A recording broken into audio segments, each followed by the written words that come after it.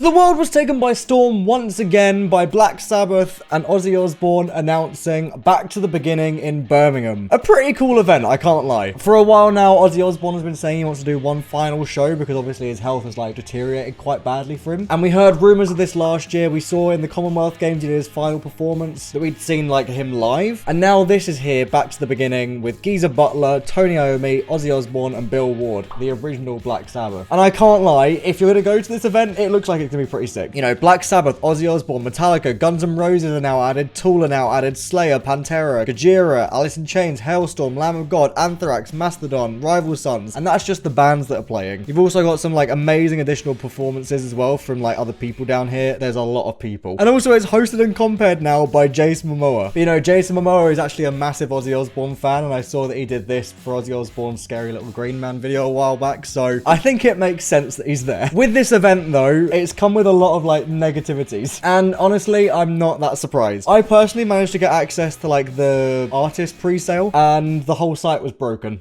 This is what happened when my partner tried to get tickets. It said, "You are a robot." Nice. And when I got on, the seat map was broken. Same with most people. Also, once I personally found out the price, I was like, I'm not going. That's silly money. I get for the band you're seeing, it's a great price. However, it is a ridiculous price for someone that doesn't want to pay over a stupid amount of money. When the cheapest seat you can buy for this is basically the same price as a weekend ticket for a festival in the UK, that's saying something's not right. I get it's for charity, don't get me wrong, I get it's for charity, that's great, but it does outprice some people that can't afford these massive prices. The cheapest standing ticket price was £262.50, and if you wanted a Golden Circle standing ticket, it was £412.50. Again, I know this is all for charity, but that is a lot of money. And I know that you can be this is a great lineup to pay that much money for. I think I've seen all of these bands here for less at a festival and playing a full set. Obviously not all of them, but you know what I mean. The cheapest seats, by the way, were £197.50, and the most expensive seats were £662.50.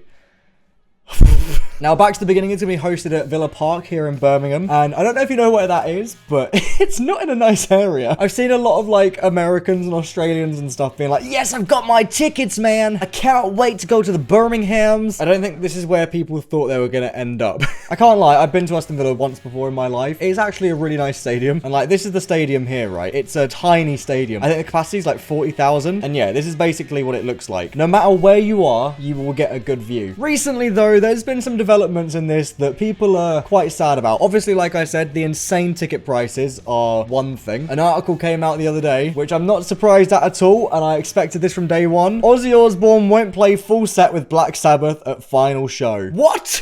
I expected this from day one. I knew that he wasn't gonna. At the Rock and Roll Hall of Fame, obviously, the other week, he didn't sing any songs. I said from day one, I think he was gonna do, maybe a song or two. Just do, the hits. So, he'll do, you know, Crazy Train he might do, but he's gonna have guests. Same with, Mama, I'm Coming Home, probably, to, finish the night, I would assume. Or, Paranoid, probably. But he obviously will be sat in this chair. He's lost mobility. But let's read some of this article. Osbourne recently shared that his Parkinson's disease has progressed so much that he can no longer walk. He told listeners this week, "I'm trying to get back on my feet. When you get up in the morning, you just jump out of bed. I have to balance myself, but I'm not dead. I'm still actually doing things." Like I said at the beginning, he said for a long time that he wants to do one final show. They're doing it in his hometown of Aston in Birmingham. I think that's perfectly acceptable. Osbourne confirmed that he's not in the physical shape to do the entire set. Speaking on his Sirius XM show, the singer said, "I'm not planning on doing a set with Black Sabbath, but I am doing little bits and pieces with them. I'm doing what I can where I feel comfortable." And that, I believe, is where the additional performances are going to come in mostly. I know there's a lot of amazing names on this. Lizzie Hale, for example, going to do a phenomenal job on whatever she does. And that's just one example, by the way. They're all going to do a good job, I'm sure. I don't reckon there'll be loads of songs. I think there'll be maybe 5 songs that he'll do for his own set, and then he'll jump up for maybe 3 songs maximum for the Black Sabbath set. Maybe not even that. We'll have to wait and see, obviously, and I'll cover this when it comes to it. A downside, though, with all of this is hotel prices have gone insane, to the point where some hotels have actually forcibly cancelled some of their already bookings and are now hiking it up by 725%. That is actually really depressing and sad, and that shouldn't be allowed. They can cancel it for no reason because something come up. It was dynamic pricing that fans of Black Sabbath worried about as we approached on sale day for the Back to the Beginning gig last week. But now that fans all over the world have snapped up their passes to see Ozzy Osbourne for one last time, it's hotel dynamic pricing that is proving to be the issue. This has always been a thing anyway, which is annoying. Every time a band announces something, hotels they jump in price. I get it, it happens. I've seen a lot of people complaining that their hotels have been cancelled as well because of this. Mostly Airbnb and stuff. Let's have a look right now how much it costs to